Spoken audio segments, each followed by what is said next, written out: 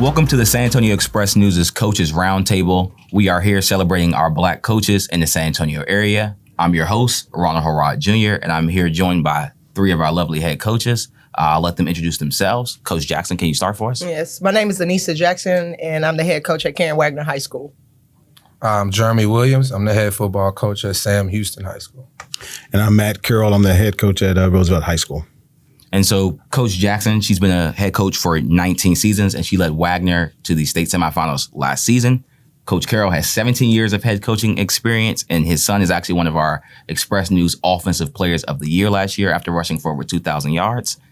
And Coach Williams, he's a former safety at Beerley University and at Sam Houston. He went to the playoffs last season. Now, I wanted to start with you, Coach Williams.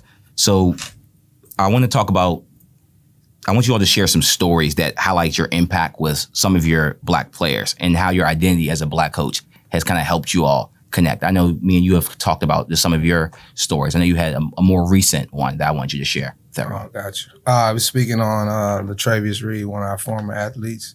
He just passed away in a car crash. That's my cousin. Oh, it was? Mm-hmm. Okay, gotcha. And at the time, I was the defensive coordinator. But to get that call from the family, I was his head coach at that time. Even though I wasn't the head coach, but I was his coach. You know, we had a personal relationship, and just being at that funeral, speaking at that funeral, it was very tough, very, very tough. You know, not from the San Antonio area. I'm from Dallas, and we just connected. You know, I felt like he was more. I look in his eyes, it reminded me of myself. And like I said, like I'm tripping right now just thinking about the working out, the times we spent together, just trying to get him to understand how to get out of San Antonio, to be honest with you. Had a full ride to Tyler Junior College. That didn't work out. And he was at home. He was focused on being a father. He was working, just being positive in the community, and just it's tragic to hear, you know, what happened to him. And then I know you told me, so you bring your family a lot for sure. in the locker room. Yes. I know you said that he had a relationship with your son, actually, and your wife. Uh-huh. Can you talk about he was that? at my son Little League games. Anytime I'm coming to the field house, where's Rambo? That's my son's name. It's what Rambo doing? How's his football season going? How's track going? How's baseball going? Everything. He's always asking about Rambo, even when he was away from Sam Houston. And now my son is 12 years old. And the last time we talked, he came to the spring game. Man, what Rambo doing now? And like I said, my wife, man, she would cook, send meals. Hey, this extra plate, get that to Latravius. Make sure he has this and has that and stuff like that. We meet together at church. It was an awesome relationship. And Coach Jack, you said that was your cousin. Did you have a relationship? Little cousin. We have a huge family. Yeah. So Yeah. it's a very huge family. Yeah. So like, you know, like I knew like his mom, of course, like I knew it was like that's her son. But yeah, like our family is really, really big. So yeah. Okay. It was just a sad situation. Yeah, and I saw like that Coach at the said. funeral, man. It was huge. Everybody, you know. Yeah. People I didn't even know were kin to him, are kin to him. It's crazy. Yeah. And then now moving on to you, Coach Jackson, do you have any stories that kind of highlight, your Blackness, but sharing that with some of your Black players? Being a former Sam Houston graduate, like it's always a family. Like growing up without both of my parents and being raised by my grandmother, like it took a village. Like, you know, like I was telling Coach earlier, Coach R.E. Johnson was like, you know, hey, Dad, Coach Cook over at Davis Middle School. And then Coach Sands was our volleyball coach, Coach Phyllis Sands. Like she was just that positive role model there, like anything we needed. Like she was there. Like if my grandmother couldn't provide it, like she was there. And I took that same mentality as a head coach, like with my girls, because growing up, like, I mean, a lot of them don't have, they don't have that parent there. So I know what that is like. So I step in and try to fill that void any way that I can and just let my girls know, like, hey, like, yes, it's tough right now, but you can get through anything, Don't let this be your story. Like, don't be that statistic. And when I give them my story, they're looking like, what? I'm like, yeah, this is me. This is where I came from. But again, like I knew I wanted to make something out of myself. Like I didn't let my story, be who I was. And then on Wagner's girls basketball team, you have 10 players on varsity, correct? And 8 of them are Black. Yes. And then the other 2 are Hispanic. So coaching a all minority team in San Antonio and currently being undefeated in the district heading into the playoffs, just what does that type of accomplishment mean for you? It's a great accomplishment. Just, getting those kids mentally ready. Like we played New Braunfels Canyon our last game. And of course, like New Braunfels Canyon is majority, we know white. And, like their fans are just loud. Like I actually have to turn and say something to one of the fans just by a comment that they made. And I'm like, no. And like my girl's looking like, cause like I'm gonna have my kids back regardless. Like I'm gonna have their back, and especially like the comment that he made wasn't right. And I turned and I like let him know, like, no, that's what we're not doing. And it's just a great feeling to coach any kids. But like I do feel honored that, I get to coach because they're my kids too. That's how I feel, like they're my kids. Like I get to coach my kids. So it's a great feeling. And Coach Carroll, do you have any stories about just any relationship that you've had with a player? I know you're lucky enough, blessed enough to coach some of your sons. But besides your sons, is there any other maybe players that just look up to you in a different way, maybe because of your Blackness? I think agreeing with both of you guys and what we experience on the regular, and Roosevelt has a diverse demographic community, and a lot of those kids are African Americans, especially within our team. And she mentioned R.A. Johnson, and I can think by the time when I came to San Antonio, I'm not from San Antonio, but when I got to San Antonio, for me, aspiring as a Black coach, knowing that one day I want to sit in this chair and do this, well, I had 2 examples. I had R.A. Johnson and Ken Gray over at Highlands, and at that time, that's what I had to go by. And so I take a lot of pride. I think I see it, and I think we all do. I think what these guys are saying too, like what we're getting to do is more of a calling and an opportunity to present ourselves as role models for our kids and stuff that we get to see on it. We get this stage that we get to be on every day and provide an example, leadership role model. So during the future, these kids have a chance. I mean, our program, their program, I'm sure is all about, we always talk about proving people wrong. We're not in the business of proving anybody right. It is what it is. And so we got to go out to, prove people wrong on a regular basis. And, just serving that role model for some of our kids. I mean, again, very diverse. Some kids, we are the male role figure. And in your case, the film, that's what they see. And so they see us with our families. Again, I listened to you talk about your family being in the deal. I think that's a big part of it because they need to see how a Black man interacts with his wife, with his kids, and, coaching my own kids. They need to see that interaction, the tough love. I mean, the discipline things that are hard, but we do it because we love them. When they got to see that, you're coaching your kid like that. These are things they got to see and how we do it. And whether we know it or not, I mean, like they're watching us to see how we're going to handle these things. So in the future, they are, better husbands, wives, fathers, mothers. I mean, because that's the ultimate goal down the road. And, I told you a story once before, and I feel like that relationship with all of our kids, you mentioned family once, that's what we do. We build this other family. And I've talked about different kids who, from time to time, they'll call me Pops, when they come back. And man, that's huge to me. That's like a big deal, What does that feel like when a kid, you have your own sons, but when a kid calls you and like, hey, Pops, and you're like, dang, like you service that role to them. Absolutely. Because there's a lot that comes with the term coach that we're proud of.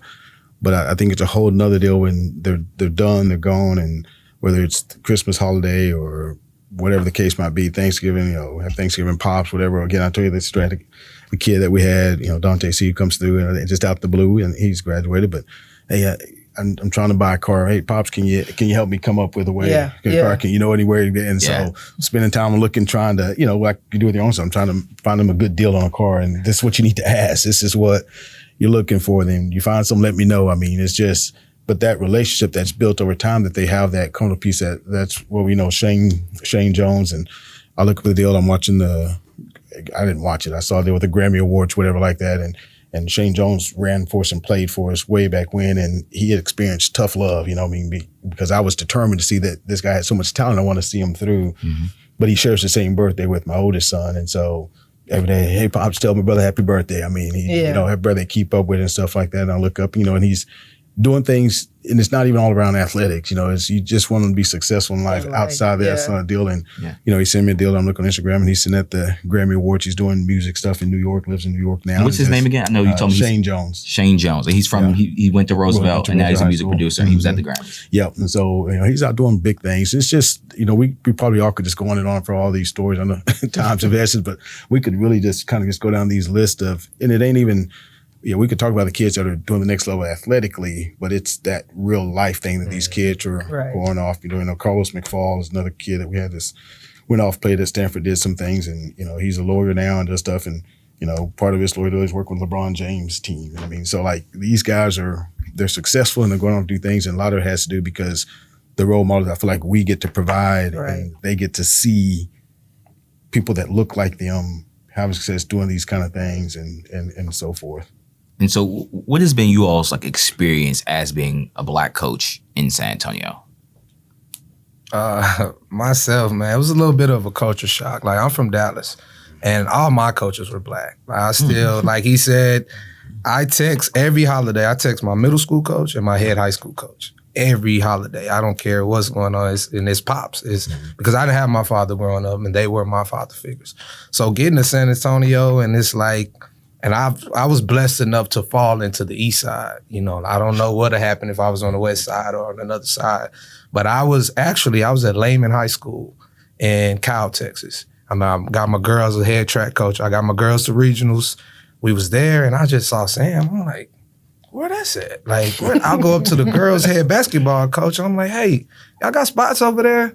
She like, I don't know, but I'll give you the head coach at the time number. I called him while I'm at the track meet. I'm like, man, I got to get over there. Like, what y'all got? I'm giving him my resume. I played at Baylor. I'm this, I'm that, I'm that. He'd come by and meet him. And then right after that, it was summer workouts. I didn't even have a job yet. I was just popping up to the summer workouts, popping up, numbers growing. And next thing you know, it's 30, 40 kids out there. But the first day I was there, it was like 5. So it's just like myself, and then the word travel was, man, we got this coach, man, he played D1. In that area, that's the type of stuff that motivates our kids. He played at Baylor, man. Then another kid, you the coach from Baylor? I don't even have a job at Sam yet. I'm like, yeah, I'm going to be our defensive coordinator. And it's just, like I said, those kids seeing me, someone from their demographics, like, because I'm from Oak Cliff, it's the same to me. When I go to the east side, it's like home, So it's like those kids seeing somebody like me, somebody with tattoos, somebody with dreads. Dang, he an educator. He's a head coach. Oh, I can do that too, So, and that's the main thing, just being a role model for our kids. And Coach Jackson, I know you talked to me about your experience on North Side. You talked to me about your experience at Wagner. You can pick any of those. Definitely blessed with all the experiences that I had. Again, coming from Sam Houston.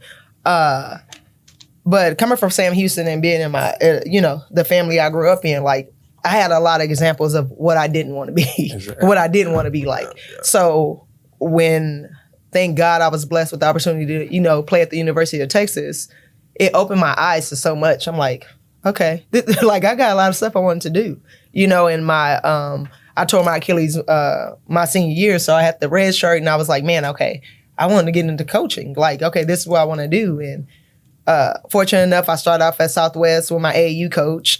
He gave me an opportunity to coach there. I was there for 2 years. Then I went over to Fox Tech, and I was the head coach there for 2 years. Then I left and went to Stevens, and I was there for 8 or 9 years.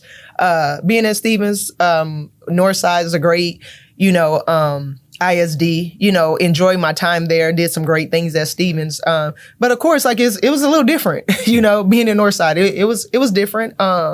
Had to, like I tell my girls, I had to dot my I's and cross my T's. Had to make sure, that I was on point, because, we're going to be honest in the real world, because this is what I tell my girls. Like, we already have 2 strikes against us. First of all, we're a woman, okay, and we're Black. Like, so that's already 2 strikes. So whatever you want to do in life, like, you got to make sure that you're on point. And when I came into Northside, I was the first Black woman's head coach there, for basketball. And, spotlight was on me. Like, I was young, energetic, I'm tall, so it's kind of like, oh, she's intimidating. I'm like, how am I intimidating? I'm just walking here, got my nails done, my hair done. Like, I'm professional. Like, I, coaching my girls hard. Like, that's just what I do, but it is what it is. Whom much is given, much is required. You know, I'm woman of, the word, like I believe in God, and it was all in God's plan, Again, like I said, I loved my experience in Northside, but I mean, it definitely was like, man, like I got to be on point because I felt like, okay, since I'm the only one there, it's like a spotlight. I mean, it is. I mean, just to be honest, like it was on me. Like, okay, what is she gonna do? First of all, she's young. she's a Black coach. She's a female. Like, okay, let's keep an eye. But I like pressure though. Like that's it. I like it because pressure make diamonds. I like it. I like it. I mean, I like it a lot coming from, like I said, my background. Like I was always the underdog. I was always supposed to be a statistic, but I broke all those barriers, broke all those generational curses, and I like it. And I give that story to my kids all the time. Get past it. Like if somebody tell you can't do nothing, God dang it, you gonna do it. Motivate you. That's motivation. Like I tell them all the time, it's motivation. When somebody tell me I can't do something, okay, I'm gonna do it. So that's just my story, and I use my story to try to motivate my kids to. I don't care what it is that you want to do. I mean, like you said, I coach my daughter. She plays there. She's a junior at Wagner, and LA wants to be an FBI agent. I'm like, okay, it ain't very many women there, and it definitely ain't very many Black women. Okay, so okay, good. I'm glad you want to do that. I love it. So we got some stuff to do. You gonna do it? That's what we gonna do. So definitely. And so, Coach Carroll, I know you're not only a football coach, but you're an athletic coordinator as well. Yes, sir. So, and I know before this podcast, you were telling me about like when you first got to San Antonio, which I think is in 1994, that there was only 2 Black head football coaches. Yes. Now there's about 9. Do you believe that the coaching pool is diverse enough in football, even though there has been improvement, but do you think it's still diverse enough? I don't think it's diverse. Now, here's the thing is Jeremy, because he's coming from Dallas. And my oldest son coaches up in the Dallas area, and it's a total different, Yes, sir, it is. Totally different portrait from what we have here. The reality of it is capable, what you're capable of. And, either we talk about Black coach or whatever the case is, but just the idea that there are capable coaches that can do the job. And that's, at the end of the day, is can you do the job? You're saying capable Black coaches that can do the Yes. Yeah. Really, honestly, anybody, right? I mean, the job needs to be, if you're capable of doing the job and carrying on the duties that it takes for the job, then there shouldn't be a restraint with color, how we look, anything like that, tattoos, but none of that really matters. I think in the Dallas Metroplex area, I think it looks more like what we're talking about right now. I mean, it's, can you do the job and the hiring? I mean, there's no links that. It is something from coming in here, when I very first started here in San Antonio, it was just R.A. Johnson and Ken Gray, the only 2 African-American coaches here, even in Northeast, which I've been a big part of. So I'm creeping up on 30 years now, and I've been in Northeast most of those with an exception of 5 years outside. I was in Waco at University High School. But when I first started here at Roosevelt, I remember there were 2 in Northeast. There were 2 Black coaches in Northeast. To me, that doesn't seem like a long time ago. I mean, I don't. Maybe I'm older or something like that, but it seemed like it wasn't long enough that we have about 20 years. Like that, not 20 years. It's not that long. But myself and Gary Green were the only 2. I remember we had a full staff that we used to do a convocation thing at the beginning of the year. We do with all coaches, and I remember Gary Green one time looking around and saying, "I know 2 people that can't miss this meeting." You're not, because if we're not here, you would know. And I remember looking around going, "Oh, there's that." It really is too.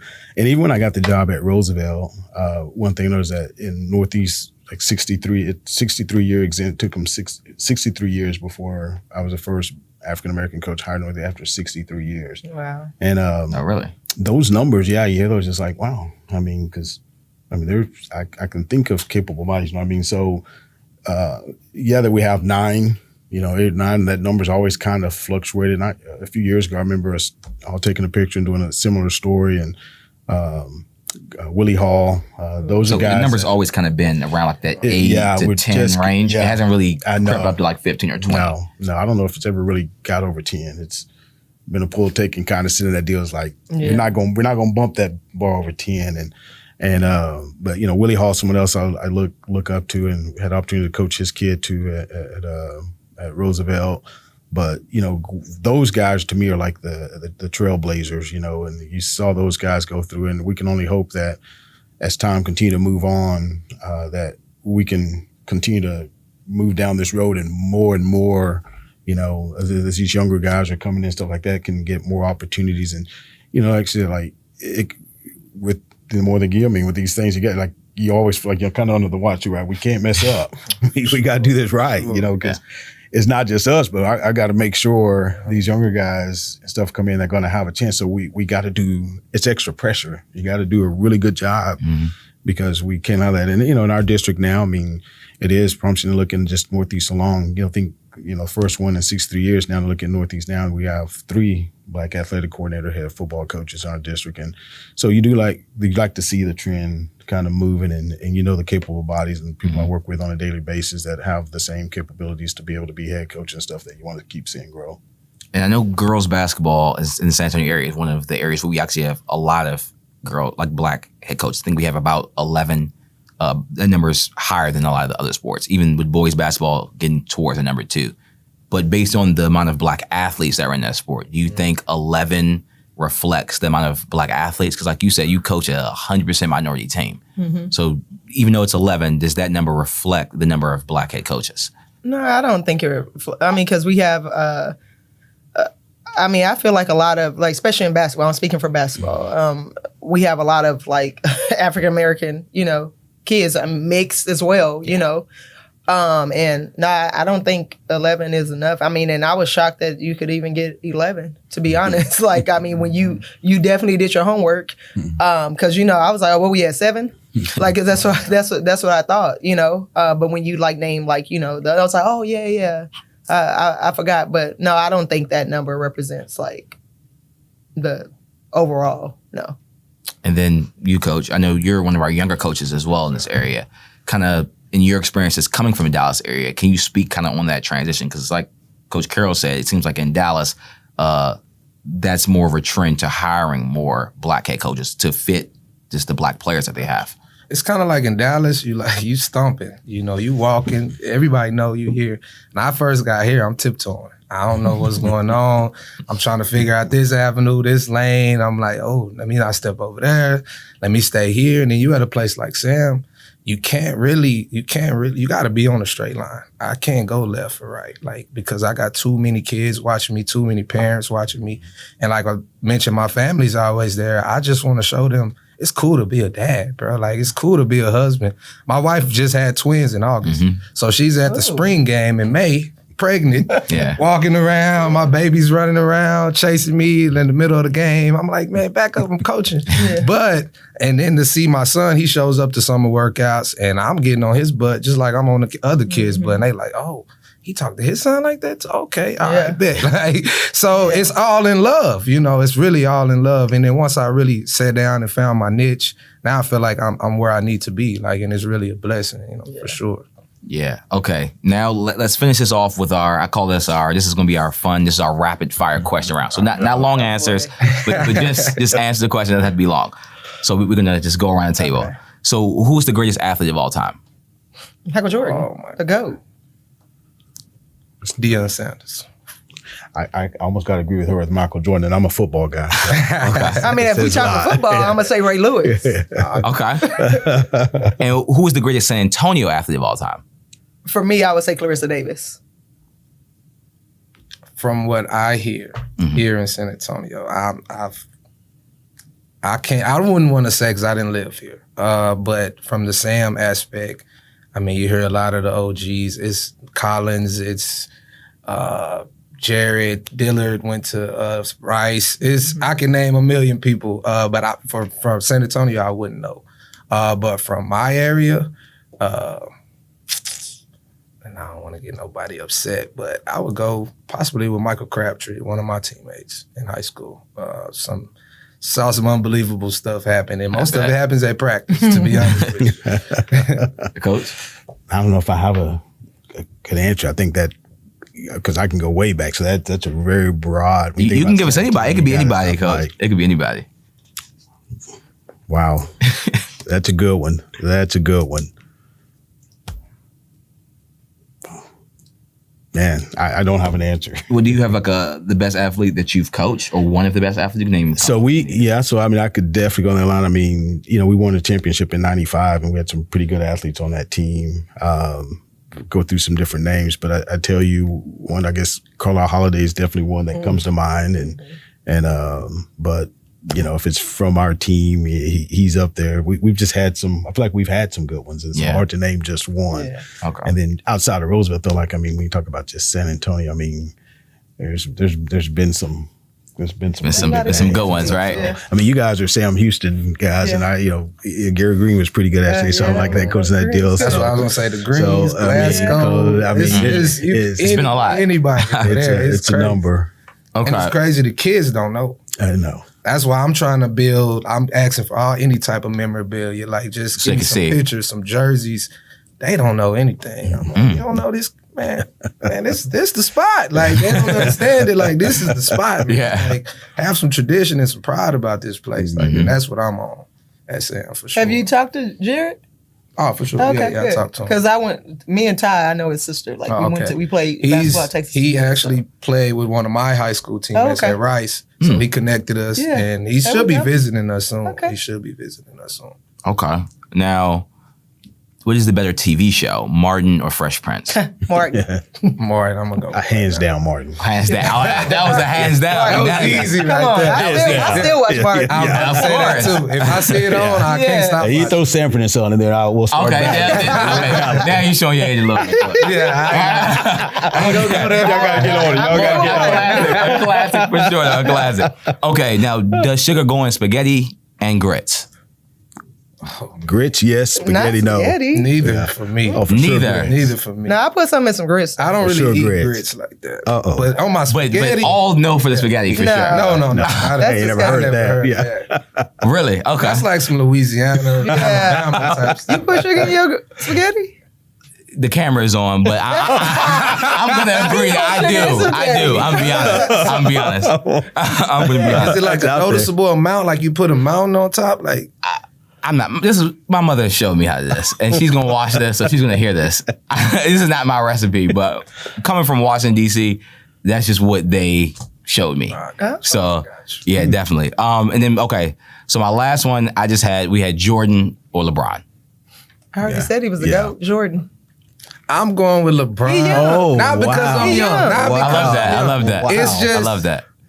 when you come in the league, you 18, it has so much pressure on it. It'll never be another Michael Jordan. No, thank Sure. you. But I would say yes. Okay. I mean, he's up there. I mean, he's the best. But Good job. I'm just more of a LeBron guy I because respect that. and a Kobe guy too. Anybody Yeah. that's coming behind Those are all of the three. greatness and if you're getting a comparison, dog, you're up there. That's what I'm saying. I agree. It's definitely Michael. But I get the three that were in there. Yeah. And I'll throw you a monkey wrench and say, Tim Duncan's close to that 3-4. San Antonio I legend don't right know there. about 3-4, bro. He's in there. He's in We gotta there. go Magic. Yeah, It's a couple it's more a guys lot. before the Yeah. votes. I want y'all to know this is a San Antonio based podcast. Yeah, I know. I'm I'm talking already about Tim already Duncan. I didn't allow this to happen, I like everybody. the I need that to be known. I like Top 15. Top 15. They gonna cancel this guy. Top He's done. 15, man. I can't save you, coach. I can't save you. Now, I can't save you. I like the AIs. I like the McGrady's. Oh, okay, that's a type of player. That's a type of player. San Okay. Antonio and It's a type. championships, you got to For sure. respect them. But I'm more of I like the style, the flash of the game. I get you. You know, who brought, That's the key. who The swag, the Yeah, swag, the yeah. swag, the That's swag. why Duncan falls off. Yeah, Yeah. Duncan was Duncan He's behind the consistency. scene and just make it He just work. a champion. all 51 exactly. seasons. He's exactly Got that. it done. For sure. Well, I do want to thank you all for being a part of our first Coaches Roundtable. We hope to do more of these. Now, we do have an article coming out as well to accompany this video, and the link will be in the bio for the article. So I do appreciate everyone for listening. And again, appreciate all you coaches for coming. Thank you. Thank you. Appreciate it. Thank you. Sure.